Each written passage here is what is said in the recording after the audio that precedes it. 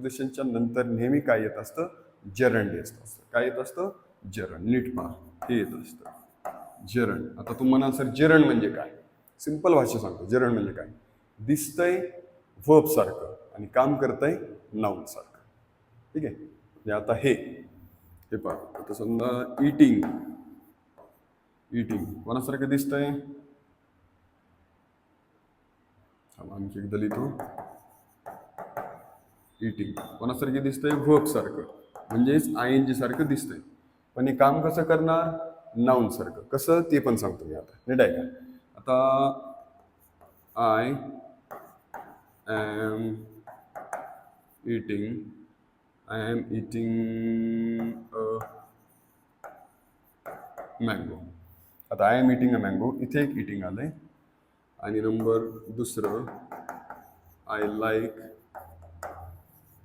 Eating इथं पण आलंय. आता ह्या दोन वाक्यामध्ये नीट पहा मुलांना, ह्या दोन वाक्यामध्ये इटिंग आलंय, पण त्यांचं फंक्शन डेफिनेटली काय वेगवेगळं आहे. कसं, I am eating a mango, हे जे इटिंग आहे, मी आंबा खात आहे, म्हणजे इथं खाण्याची क्रिया झाली, म्हणजे हे इटिंग काय आलंय, VING म्हणजेच वर्ब म्हणून आलंय.